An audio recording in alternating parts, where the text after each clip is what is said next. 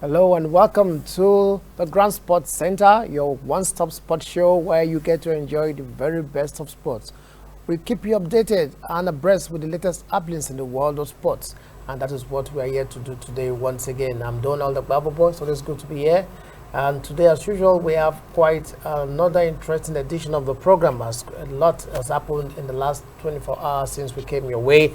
We shall be looking at the latest from the Super Eagles camp, as we understand that the camp is bubbling following the arrival of more players. I think just a few players left to arrive, likes of Ndidi, Wilfred Ndidi, Kelechi Iheanacho, and just a few others that are left that are yet to arrive. So by and large, the camp is full and the players are getting ready. They held their first training session today at the Tatum Balongo Stadium. We shall be keeping you updated as regards happenings in the Super Eagles camp. Also from the Benin camp, we understand that the coach, Michel Desoya, is looking forward to a victory. Well, he's planning for victory over Super Eagles, and he has released a list of 23 players to prosecute the match. Actually, the list is coming this late because he was actually waiting to get confirmation from the clubs in France if their players will be available. So we wanted to be sure which player will be available. You know, the issue of the pandemic issue affecting the world, and the travel restrictions based on players. Super Eagles also have suffered their fair share of it all, with likes of Moses Simon not being available because of the travel restrictions in France.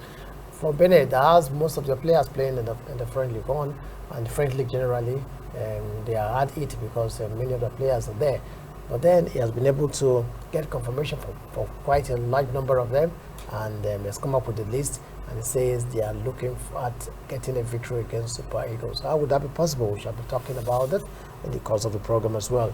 Nigerian Professional Football League matches were played yesterday. About 4 matches were played yesterday, and top of the bill was Eyimba Sunshine Stars. Eyimba went away to Lagos again to beat Sunshine Stars. Eyimba coming back to the MPFL after taking a break to prosecute their Confederations Cup assignment against Orlando Pirates. They returned back to winning ways with one win in Lagos against Sunshine Stars. We shall be looking at that, and also the other matches that were played yesterday across Nigeria in the Nigerian Professional Football League. And Minister of Sports Solidaries Adopt a Talent program has been given a big boost with the adoption of a quarter miler or Rukwe Rayoka by the governor of Edo State, Gordon Obaseki. So he is going to provide financial resources for him to help out in his training, and also get him prepared for the upcoming Tokyo Olympic Games. So this is a very good development, and what this initiative of the minister seems to be actually yielding fruitful results. But looking at this development also in the course of the program in cricket, the National Men's Cricket Championship has is on the way right now in Benin, and it is geared at identifying players that will be invited to camp for the various national teams. Talking about the under-19 and the men and women's national teams. But about 3 World Cup qualifiers are very up for the cricket teams to compete in this year, and so the Cricket Federation is going to have a very busy year. They are using this championship to select players, and it has started in Benin. We shall also be looking at the development. A young Nigerian, Ugo Gochukwu by name, has been signed, 13-year-old, signed by McLaren Racing, so which means that at the age of 13, this young driver has already been signed by McLaren. But what they are doing right now is just to provide him with funds to support him through his junior racing career, and later on in life, should he actually continue to be a good prospect, they may likely sign him likely tie him down to a full racing contract later on in life. But it's a good development that at the age of 13, this young Nigerian Ugo Gochukwu, though we know that he's been based in the US, born there and raised there, but he has a Nigerian name, so he's a Nigerian, is already getting the attention of top racing giants McLaren. We also have Super Eagles Watch, where we keep you updated with the performance of Nigerian players as they do their thing out there for their various clubs. Though for now, there's been no league matches because of international break, but we still have 1 or 2 stories about 1 or 2 Nigerian players as well. These are more for you on the program, so sit back and relax and enjoy your time with us as you usually do. I have with me in the studio, as usual, Austin Arome. Austin, good to have you. So it's my pleasure to be here. And Blessing Bassey. It's good to be here as well. We'll take a break, and when we return, we'll go straight to the main issues of the day.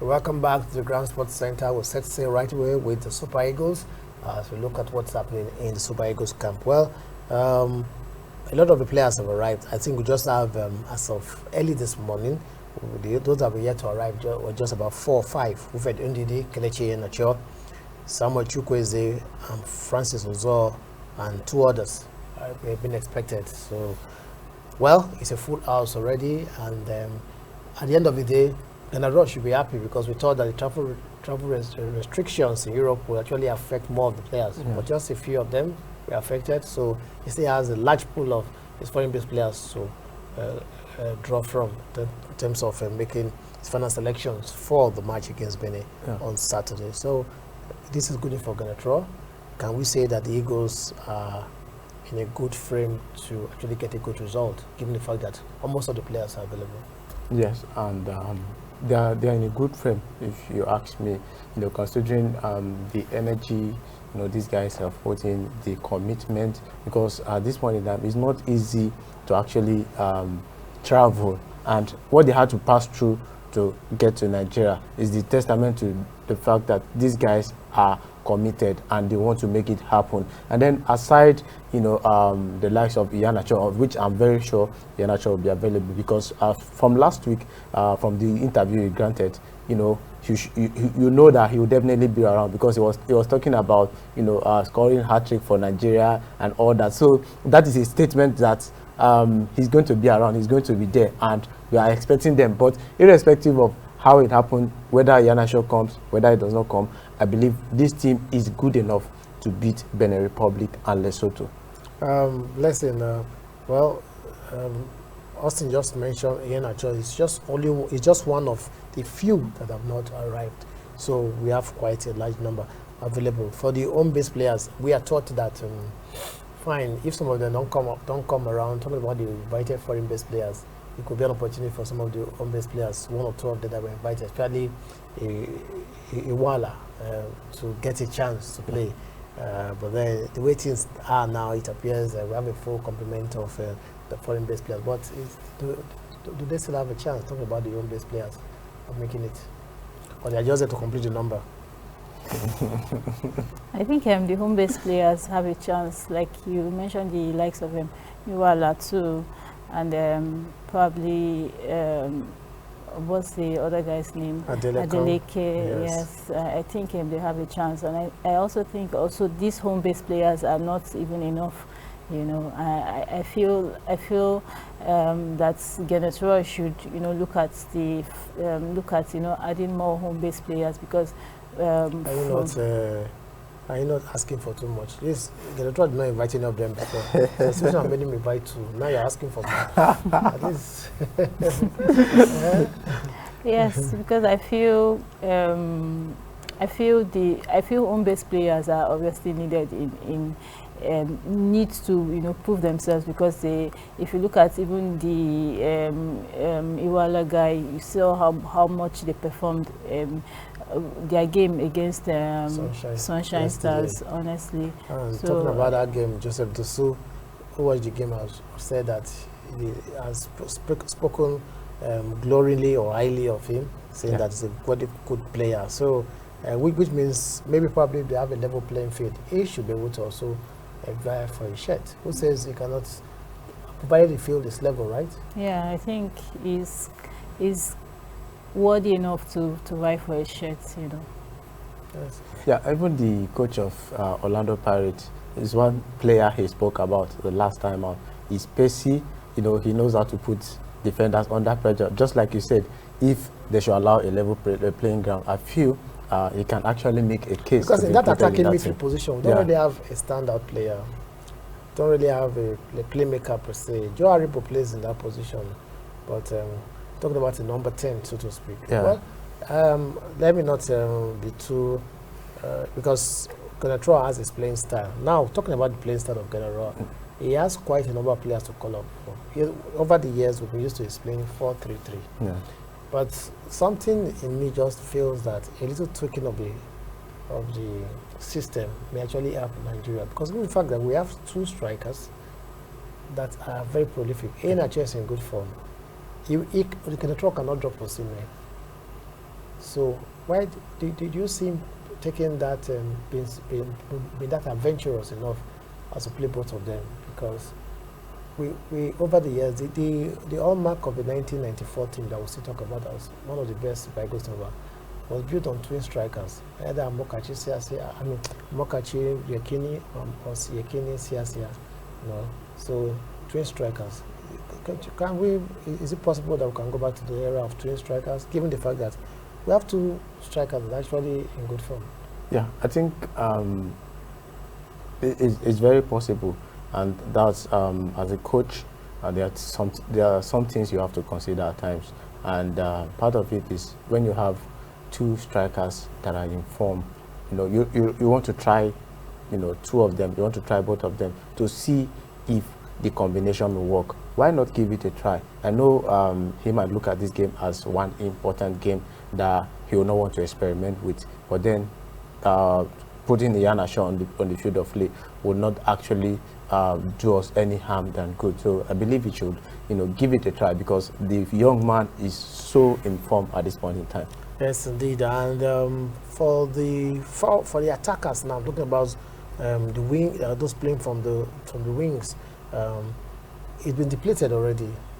In that Samuel Kalu injured, Moses Simon, because of travel restrictions, could not make it. So in that department, those players have been called up. Oyekero was called up, actually, but some of the players called up are not actually like for like type of players. But is it possible that Ahmed Musa may be considered?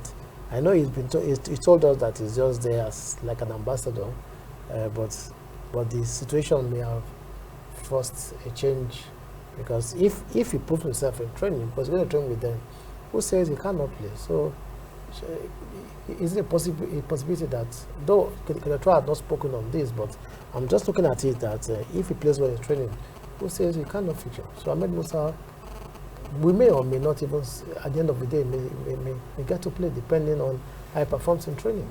Yeah, I think I also have that feeling that Ahmed Musa too might be included in the squad, because I feel even if, especially with the fact that you mentioned that most of the strikers are not available due to some travel restrictions and the rest, and the fact that Ahmed Musa will be there, he might, even if he doesn't get to, he gets to, give that assist, especially to those because we obviously need, especially the game against Benin Republic, judging by the fact that they have very good defense, we need a good striker who is tactical enough, to give in those goals, because that's basically what we need, and I think Ahmed Musa might possibly, because obviously we hearing that Ahmed Musa is just an addition does not necessarily mean that he won't be part of the squad. I think one way or the other, the fact that Genetro often used him, in our matches, so I think he might be included. Yes, indeed, that would be a nice one to see, and one development that we will follow closely to see whether it's a possibility, because it's only normal that if players invited are not available and they are not much like-for-like players, the person that comes close to them is Ahmed Musa. If he's fit and ready to go, he performs well in training, who says you cannot play? After all, he's captain of the side. We need all the experience that we need, especially for that match against Benin in Port Novo. But then, talking about the Benin team, they are not pushovers. We talked about them getting to the quarterfinals of the last AFCON. So they are not a team, and they were difficult to beat. They drew all their matches and went to the quarterfinals, and they lost to Senegal by a slim 1-0. So it just shows that this team is not an easy team. So they are talking of victory. Is that, I know no Nigeria wants to contemplate it, but is it a possibility? I think after watching Nigerian Sierra Leone, Benin Republic will actually fancy their chance of beating the Super Eagles, because Eagles were not too impressive against Sierra Leone, apart from the first half, where it seems like they were running away with a 4-0 lead, but then they capitulated. And if we put up that same performance against this Benin Republic, bearing in mind that this Benin has more quality than the Sierra Leone we played the last time, so they are actually looking at that possibility. And who says they cannot win? But if Super Eagles can play up to their best, because whenever I look at the Super Eagles, some people might say they're average players, but all I see is quality all over the pitch. We have few teams in Africa you can compare to the Super Eagles at this point in time, in terms of the quality of players that they have in the team. The likes of Senegal, the likes of Algeria, these are teams you can actually rate alongside the Super Eagles at this point in time. So I don't know, but it seems they are judging the Super Eagles based on their performance against the Sierra Leone. But they look at the Benin team. The list shows that, and the clubs they play for, not much. Majority of them play in France quite all right, but they don't play for top teams in France, and some of them are second division teams, some are even third division teams. So, but then, do this matter when it comes to competitions like this? Especially when you're playing at home, does it really matter? Fine, in terms of clubs, you can't compare where they play with that of the Nigerian team, but just like the game against Sierra Leone proved, do you think that this will be a factor that work in favor of Nigeria in any way? We never can say until, because if you look at the Benin team, they are obviously serious. Especially their governments are actually taking this really, really serious. The fact that they had to, get a private plane to fly their players, to from probably France and to Benin Republic in preparation for the match, and their list is out already. Shows how much prepared they are, so shows how much they're taking this match seriously. The last time Nigeria defeated them was in Uyo 2-1, and they will obviously want to, should I say, revenge what Nigeria. They've already defeated Nigeria once. Yes, and they've and the last time they won, Nigeria won in Benin Republic was like 8 years ago. That's like since 2013. So they take this match really seriously, and they won't want a situation whereby the Super Eagles will come and want to defeat them or break that jinx. Anyway, we'll keep our fingers crossed. Saturday is not far away. Both sides are ready to go. They are talking tough, but then everything will be decided on the field of play.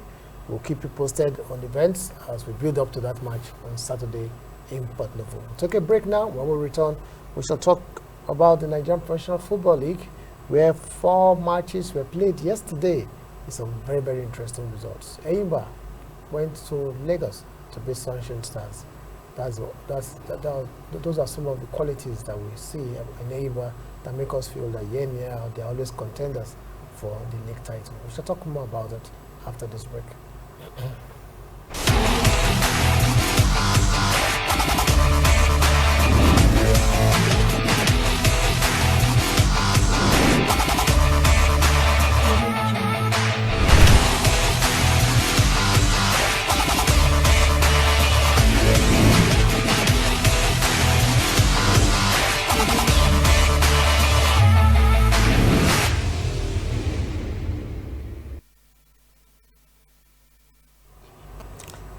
Welcome back to the Grand Sports Center. This is your one-stop sports show where you get to enjoy the very best of sports.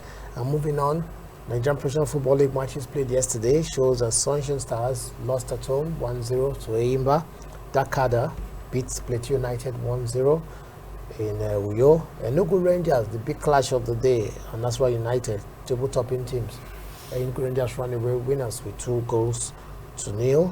And early this morning, Ifeanyi Ubah and Jigawa Golden Stars played out a 2-2 draw. That match was not played yesterday, but then it was played this morning and it was ended in a 2-2 draw. Well, the results are there. Enyimba, once again, displaying their title credentials. We've talked about Enyimba being a side that are in pole position for the title, and this kind of results only goes to give credence to such assertions, right? Yeah, I think that is what makes Enyimba so unique among the Nigerian other teams in the Nigerian league. When they go away, they expect to get results, and this match they actually went away to play against a side that has not been doing particularly well. Because if you look at Sunshine's result, the last time Sunshine won a game in the NPFL was in January 31st. Throughout December down to March, throughout February down to March, we are almost getting close to the end of March. Sunshine Stars has not won not even a game, and at this point in time their relegation is actually breathing down on them, and they're looking, they're already looking down on their shoulders, because they are on the same point with Wiki Tories, 16 points on the table. Wiki Tories as well has 16 points, and Wiki Tories very close to the relegation. Just 1 point above relegation. Just 1 point above the relegation. So I think something has gone wrong with this Sunshine team since they lost that to Abia Warriors. I think they lost 4-1 or so.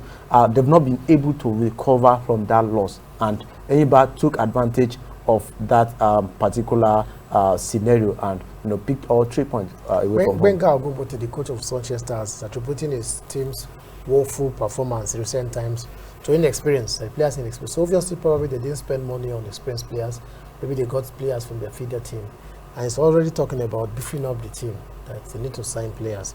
Are these tenable excuses, right?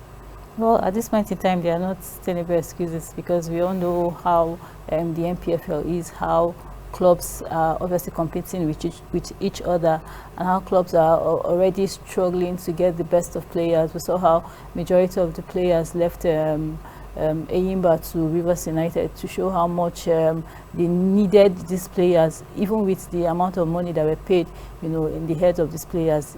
I don't think that this is obviously an excuse. We know he knows he's in the NPFL. He knows that he's competing against the best.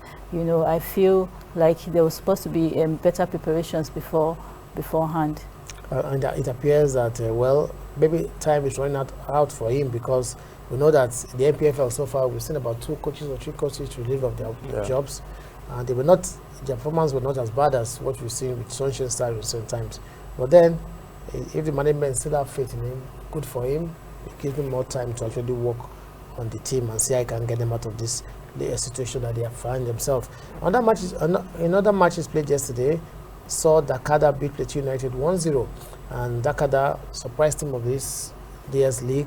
We always talk about them, young side, supposed to be a feeder team to Akwa United. Now they are competing in the same league, rubbing shoulders with their elder brothers and holding their own. So if Sunshine Star is completely of inexperience, what would Dakada be saying? Anyway, they beat Plateau United 1-0, and Plateau is already complaining about traveling distance. We talked about in this program that if you have to schedule league matches, why don't you just say, if Plateau is going to Akwa United this week, let them play against going to Oyo to play Dakada midweek. Let them stay back and play Akwa United, or go to Port Harcourt from there to play Rivers United.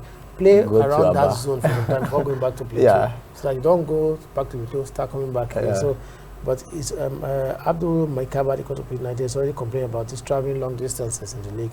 And could that have been the reason why they lost to Dakada?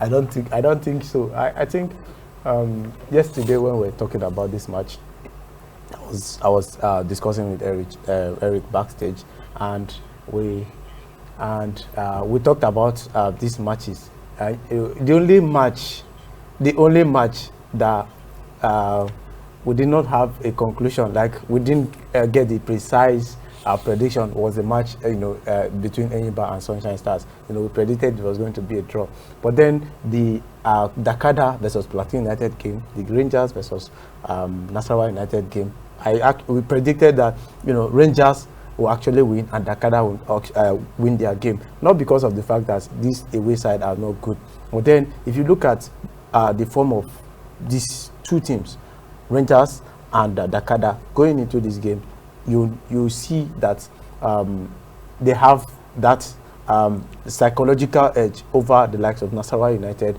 and but Nasarawa United, for me, United have done very well in recent times. They've won quite a number of matches. That's why they returned to the top of the table after being down for some time. So that's why United too were also having this momentum in terms of wins. But probably they must have met a better Rangers side, and it fell 2-0 yesterday in Enugu. Yeah, I think that's the point. They met a better Rangers side. You know, if they had won, you know, they should have just taken them to the same position and, you know, bring Rangers down. It's all about competition in the MPFL. So I think the Rangers side, you know, kept their heads high, you know, took advantage of took the home advantage they had, you know, and won the game against Nasarawa United fair and square. And the last match that was played, that one was played this morning actually. Ifeanyi Ubah, Jigawa Golden Stars, 2-2 it ended. And Ifeanyi Ubah, they're not having the best of time. I just fear for Ifeanyi Ubah at this point, because the rate they are going, I see them, you know, ending up in the National League if their form should continue like this. We're playing against Jigawa Golden Stars, who but Jigawa Golden Stars, they are not pushovers. They are not pushover. But remember that they played a goalless draw with Jigawa Warri Wolves. 2 away in a Warri or Kwale where they play their matches. So it is not the first time they are going away to play a draw with the opponents away from home. So they are not pushovers at all. They are. You said they are not pushovers, but as at that point, you know, Warri Wolves are not. They are not informed. In fact, they just sacked their coach. Let's not always take the credit away from the team and always find excuses for it. Because Golden Stars, for a Nigerian league, we know that as based on our experiences, a draw in Nigerian league should be celebrated. I mean, an away draw. Talk less of a win. And the Golden Stars, I know in the last 2 or 3 weeks have gone away to get 2 draws. So that's testimony to the fact that it's a good team. There are some teams that in Nigeria league don't even get draws away. They usually win their own matches. When they go out, they lose. So for Jigawa to have done twice that I can't recall in recent times, at least against Warri Wolves and early this morning against Ifeanyi Ubah, I think he should be commended. Well, so much about Nigerian Professional Football League. We can talk about it. There's so much to talk about Nigerian League, but obviously I know that as we prepare for the matches of the weekend, we'll also get to talk about them tomorrow and subsequently in other editions of the program. This is where we'll take a break again, and when we return, we'll be looking at latest developments as regards National Sports Festival, as regards the Adopt a Talent program of the Minister of Sports, Sunday Dare, that the Edo State Governor, Godwin Obaseki, has bought into by adopting the quarter miler Orukpe Orayoka, who is one of our athletes that we're looking forward to doing us proud at the Tokyo 2020 Olympic Games. So I'm talking about all this and other sports when we return from this short break.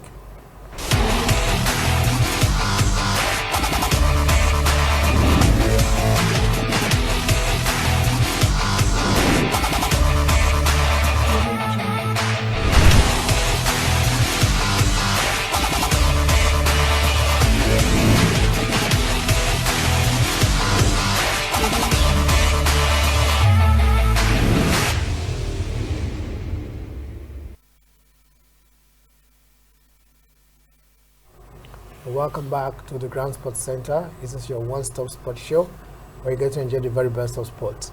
Moving on, the Adopt a Talent program of the Minister of Sports, Sunday Dare.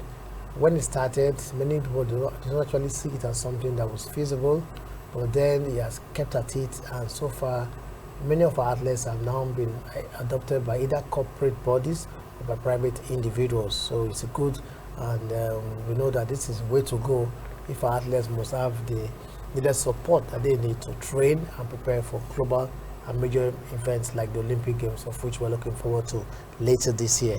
Edo State Governor Godwin Obaseki has also joined the train of those who are adopting athletes, as adopted Orukwe Orayokan. He is a Nigerian quarter miler, one of the best we have in the country. He was part of the All African Games in 2015. He's actually based abroad, and part of the Nigerian team to the All African Games in 2015, and he's been preparing for the Olympic Games as well. And he has a personal best time of 44.95 seconds, but he may as well need to do better than that for him to pick an Olympic ticket. He's here to pick the Olympic ticket, but the other events that will come up later in the year, which we're competing in. So with this kind of adoption, with the financial support that comes with it, he's sure to get the best of preparations. Austin, I said earlier that this is the way to go, and it can only get better for this athlete. Now, knowing fully well that they have the financial support that they need to train and prepare well. No more excuses, right? Yeah, I don't think there'll be any excuse, because in the past we normally have this problem of even athletes, struggling to even find something to eat. But then with this program, we are beginning to see that we don't get to hear a lot of complaints from these guys anymore, even though we still have minor complaints. But then the adopt an athlete's program has really worked so far, and for a very long time we're looking into the Olympic with high hopes, looking at the Olympics that Nigeria can get something on the medal table, at least be among the top 20, at least, because the last time we went to the Olympics, we were able to get just a bronze, from football, and that is that's as far as we can get. But then with this program, these athletes will no longer need to worry about what to eat. They'll no longer need to worry about how they're going to get money to go for tournaments, to go for events, and this has taken a lot. It has taken away a lot of distractions on the part of the athletes, and just like you said, it can only get better. These athletes, Orukwe will compete in the sports festival for Edo State. So there's no better place to actually gauge how far he has gone in terms of preparation than the sports festival. So he has the opportunity of competing in Benin in front of the governor, probably also to show the governor that he has he has invested wisely, right? Yeah, I obviously think so. He has what it takes now, to show what he has got, the talents he has so far, and the fact that he's already under, should I say, he's now going to, he's representing the country, and he has to represent the country well, and then, keep the flag flying, and prove that, he has what it takes, to be better off, or, beat records, But generally, quarter mile, talking about 400 meters, Nigeria does not really have big names or world-class athletes in that arena. Which is one of the better events for Nigerian athletes. In days of, Sende Bonike, the Sunday Utis of this world, Sunday Bada too at some point, and Nefe Kodobonga, so many other quarter milers we've had in the past. But in recent times, that event has not been able to produce some very top athletes for us. Probably adopting Orukwe, he's already 27 years old, but then, we'll say that, but he's still within, he can still peak, even at that. Are we seeing a return to the glory days in this sport? Yeah, definitely. We're seeing a return to the glory days, with this initiative, Adopt a Talent initiative. I think we'll begin to see more athletes, springing up, in this sport, and that is what I see. I see a brighter future for Nigeria in. Yes, we can only wish him very well. Meanwhile, the Edo State government has revealed that a total of 689 athletes, 236 officials will represent the state at the sports festival, which they are hosting, due to run between the 4th and 15th of April. And this such a large contingent representing the state, and they said the state is ready to go. They have already confirmed that the event will hold, but then they are still asking that federal government makes do its promise of financial support for them. Well, let's see. Edo State have announced their number of athletes. I'm sure that state will be announcing theirs in the coming days, and so we can see that gradually this national sports festival that has so far so much postponement may finally come to take place beginning from the 4th of next month. Yeah, this is a festival that we've all waited for, and should I say thank God that finally it's going to take place, because it's good, because it's obviously going to build especially talents, people who are obviously preparing for the Olympics proper, and we just hope that it's going to come out successful. We don't have a COVID-19 situation, although there are health protocols that will be followed, And they are required to actually produce certificate of COVID-19 tests. I mean, all the athletes, and they are expected to be vaccinated also. So I'm sure that there will be nothing relating to COVID-19 as regards the festival. And Edo State seems to be in the news for the right reasons, especially when it comes to sport. Sports festival is there. After sports festival, there will be to be the venue for the camping of athletes ahead of the Tokyo 2020 Olympic Games. And as we speak now, the National Men's Cricket Championship is taking place in Edo State, truly becoming the sporting state of the country, because that was what we were. That was what the state was in the past when it was Bendel, now split into Edo and Delta. So we show that everything about sports, that state is still trying to maintain that name of being the sporting state. So cricket championship in Benin already, and about 8 states are taking part. Lagos, Edo, Anambra, Kwara, Kaduna, Rivers, Delta, and Oyo. But then for the Cricket Federation, this is an opportunity to get talent for the national team, so they say. And this is about the second, if I'm not mistaken, major tournament the Cricket Federation is hosting this year, after the under-19 girls national trials they did sometime in February, thereabouts, and now this one again. So much activity in cricket, and the future of the game seems to be brighter than it ever was. I would say what an exciting time, for sports in Nigeria. We're not only talking about cricket. We can see that in the past few years, so to say, most of the sports federation in Nigeria, they've been so busy, trying to do one thing or the other. And cricket, just like you said, the Cricket Federation has been busy as well, trying to build a team. They don't just want to play the World Cricket Under-19 Championship and just relax. From that involvement, you can see that they are trying to raise a team. They are trying to make cricket a mainstay in Nigerian sport, and that is what they are doing.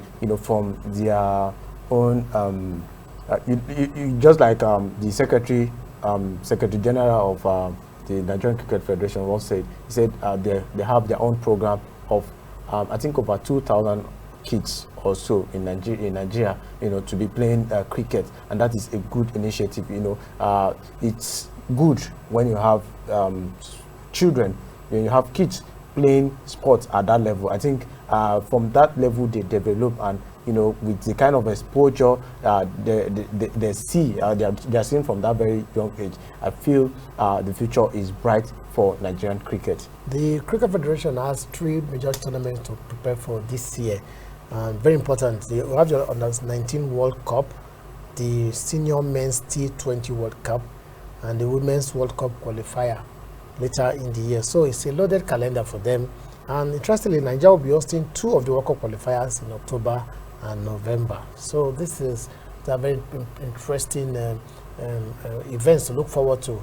So cricket in Nigeria, we can say that it is gradually taking root. just like Austin said, it's quite taking root. But then the significance will be even more if we have more people taking to the sport. Yeah, I feel like it's a beautiful thing, you know, cricket basically, you know, the fact that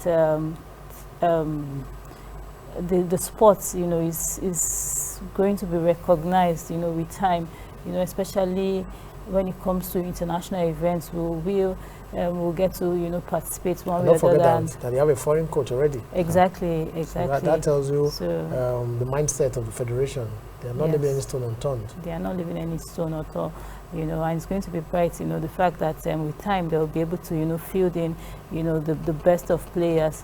At the end of the day, we'll know the players who will, you know, obviously represent us, you know, at the end of the day, and the fact that with time it's going to be widely, you know, recognized. And when it comes to cricket, we'll be mentioning top names like Nigeria too on the list. That will be very, very good. And still talking sports about Nigeria, in taekwondo, there's a lady that has already picked up her Olympic ticket. She'll be competing in the Olympics by virtue of the fact that she won in an event at the last All-African Games in Morocco. She already qualified for the Olympics, and she is a Nigerian sole female Olympic flag bearer in taekwondo, Elizabeth Anyana Cho. So she is getting ready for the Tokyo Games. She just returned from Turkey, where she participated in the championship. She got to the quarterfinal of that championship, where she lost to an Iranian, and a much more experienced Iranian. She has not competed for a long time because of the coronavirus pandemic, but then she went for that competition. I think her first in a long while, and she got to the quarterfinals. Not a bad outing for her at all. Not a bad outing. I think this girl has done so well, you know, considering the fact that the African Championship was the first time, you know, she'll be going out for an international competition, and she won a medal. You know, I would say she did well, considering she has not been active, you know, for a very long time. And you know, this is like a dress rehearsal, and I'm sure coming back now, she has learned 1 or 2 lessons, you know, she's going to take from that place. And I see her bouncing back and probably getting a medal at the Tokyo Olympics. Yeah, she is the first female Nigerian taekwondo player to qualify for the Olympics in the last 17 years, and she's only the second ever. We've only had one previous female Olympic qualifier for Nigeria, Princess Dudu. That was at the 2004 Olympic Games. So Ayana Cho is the second female, and she will go into Tokyo Games. And it appears the medals in the Tokyo Games seems that we are more likely to get medals from the female than the male, because look at taekwondo, Ayana Cho. Look at the athletics, the Kwagbaris of this world. And then you begin to see, probably we begin to see that there's more prospect in the female side. I don't need you to smile over this. It's just a statement of fact. Yeah, we know for sure that female are obviously trying. They are doing their best when it comes to sports. You know, you can name a few. You know, the Tigers are also there. Of course, the Super Falcons too. You know, and we know the Falcons, fortunately, will not be competing at the Olympics. But if not, would have been at least be sure of something coming out from them as well. Yes, they've got players across the country. That's what I'm trying to say. You know, who are obviously doing well, like Azizat and the rest. You know, we know how much the female are putting their best when it comes to sports. You look at Elizabeth at this point in time; she has proven to be one of the best when it comes to taekwondo, because she has a bright future. I mean, at this point in time, I think she just needs the necessary support, you know, and the sky is her limit, because there's every tendency that, you know, she'll go further than where she is. Yes, indeed, every tendency that she'll go further than where she is, and we hope she does that. Especially at the Tokyo Olympic Games, if Chika Chukwumerije could do it, a male, at least he has blazed the trail. So let the female now do their own, and we hope that it will be this year, 2020 Olympic Games in Tokyo, that starts later in the year, precisely in July, in the city of Tokyo. We shall take a break now, and when we return, we have more for you on the Grande Sports Center.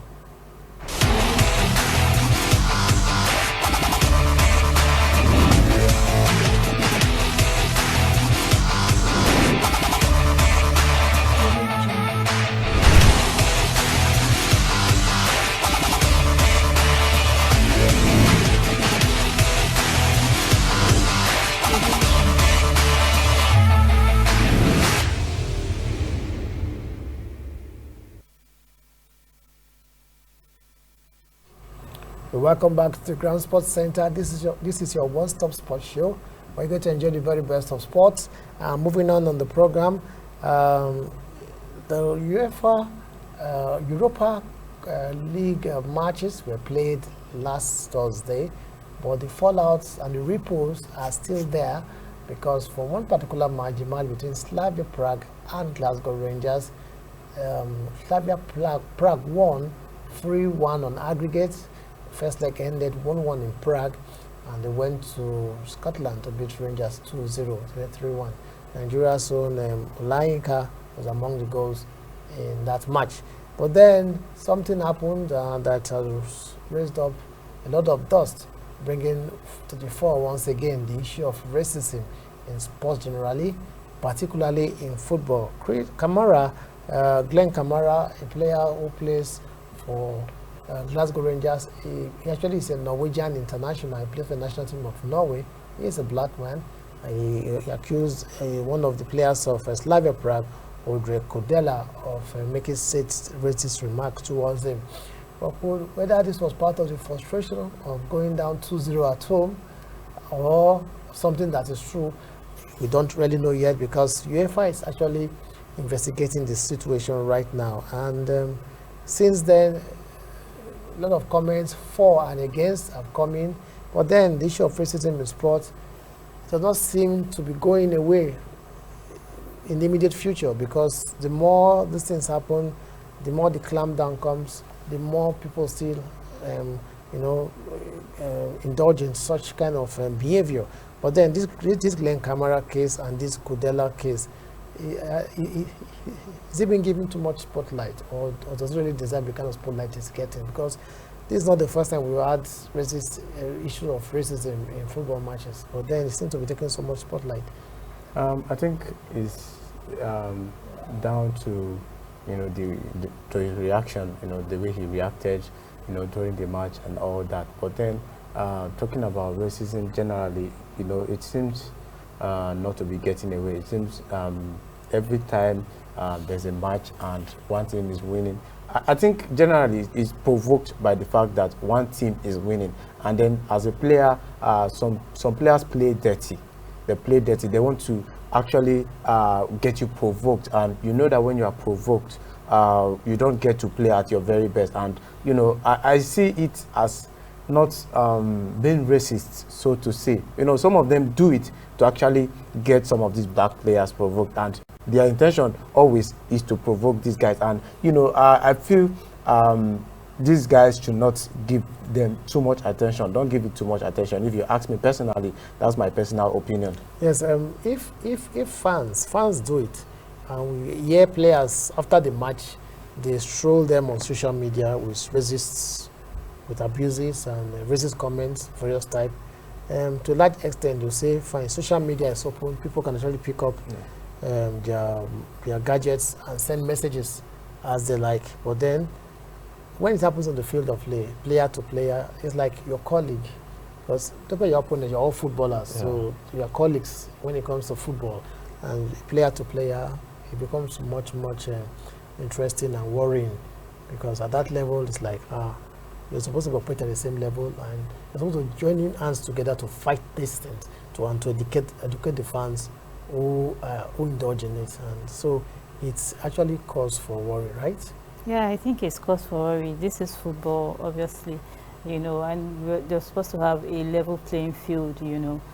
We are here to play the game, and it's really, like we said, a cause for worry, because when situations like this come up, we have situations of player accusing this other player, or player, wrestling each other. These are things that are on call of, these are things that are not supposed to happen. But if these things happen, that's where, that's where, we are humans, though.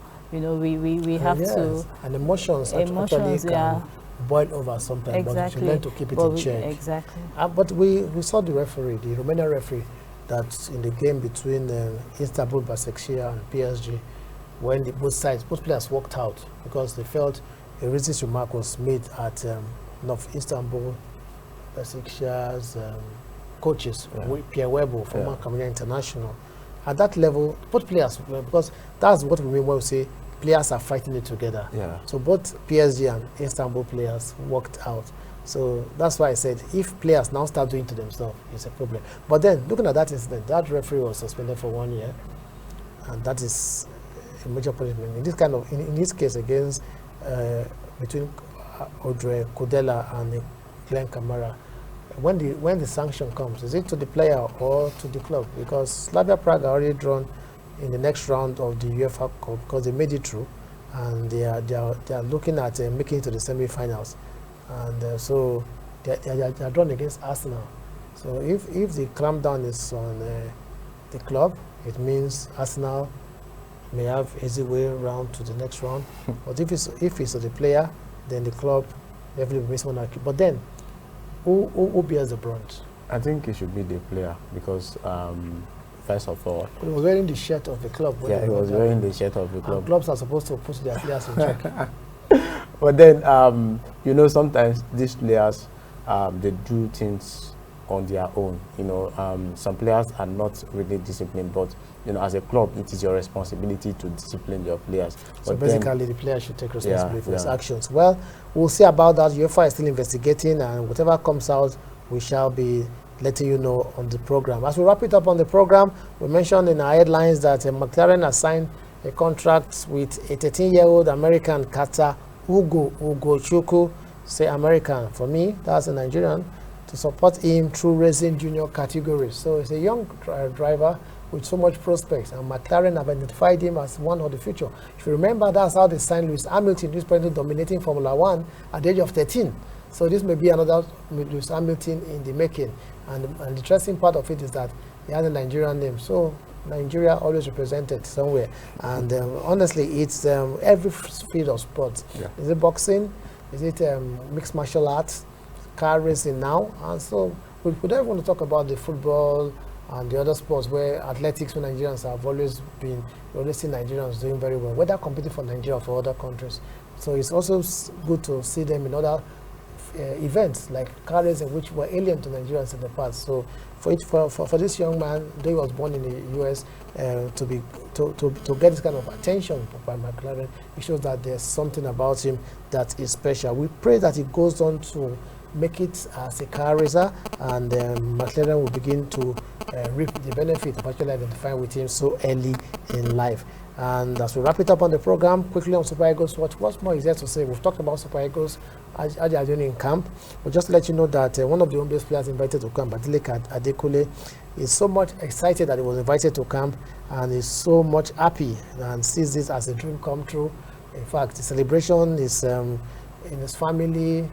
Well, not his village actually, but but it would not be surprising if the entire community actually celebrates it, because it's a big feat. Playing in the local league, actually give it to him, is one of the best defenders in the league so far this season, so he deserves to be there. Though he's coming in place of Kenneth Omero, who will not be available because of travel restrictions occasioned by the COVID-19 situation in Spain. So congratulations, Adeleke. We hope to see you play for the Super Eagles.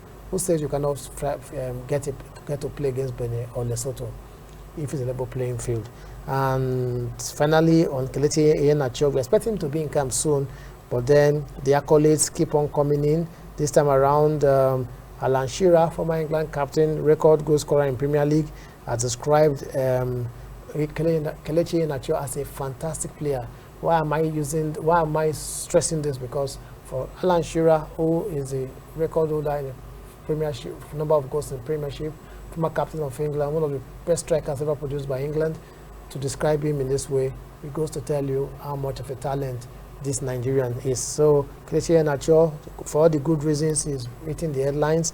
7 goals in the last 4 matches for Leicester, and we hope that he can still get better. This is where we wrap it up on the program for today, the Grand Sports Center. We hope you've had a nice time with us.